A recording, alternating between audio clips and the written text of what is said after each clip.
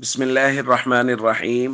عن عائشة رضي الله تعالى عنها أنها كانت مع النبي صلى الله عليه وسلم في سفر. قالت فسبقته على رجلي، فلما حملت اللحم سابقته فسبقني فقال هذه بتلك السبقة.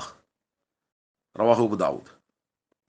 سیدہ عائشہ رضی اللہ تعالیٰ عنہ بیان فرماتی ہیں کہ میں ایک سفر میں نبی کریم صلی اللہ علیہ وسلم کے ساتھ تھی۔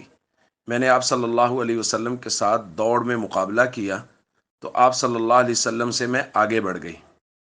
پھر جب میں بھاری ہو گئی تو پھر ایک مرتبہ میں نے آپ صلی اللہ علیہ وسلم کے ساتھ مقابلہ کیا تو اس مرتبہ آپ صلی اللہ علیہ وسلم آگے بڑھ گئے اور آپ نے فرمایا یہ پہلی دوڑ کا بدلہ ہے۔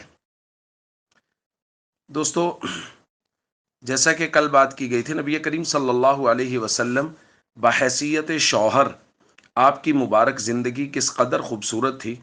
آپ اندازہ کیجئے کہ یہ کس قدر بے تکلفی کا ماحول ہے ایک شوہر اور بیوی کے درمیان میں، کہ نبی کریم صلی اللہ علیہ وسلم نے ایک مرتبہ دوڑ لگائی، اور تفصیلی روایت میں ہمیں یہ ملتا ہے کہ جنگل میں جب پڑاؤ ہوا تو صحابہ کرام حضور سے دور دور خیمے لگاتے تھے، تو نبی کریم صلی اللہ علیہ وسلم نے وہاں دوڑ لگائی تو پہلی مرتبہ سیدہ عائشہ رضی اللہ تعالیٰ عنہ دوڑ میں آگے بڑھ گئیں، تو دوسری مرتبہ جب نبی کریم صلی اللہ علیہ وسلم آگے بڑھ گئے تو آپ نے فرمایا دیکھو پچھلی مرتبہ آپ جیت گئی تھیں اور اس مرتبہ میں جیت گیا ہوں، تو یہ دیکھیں معاملہ برابر سرابر ہو گیا۔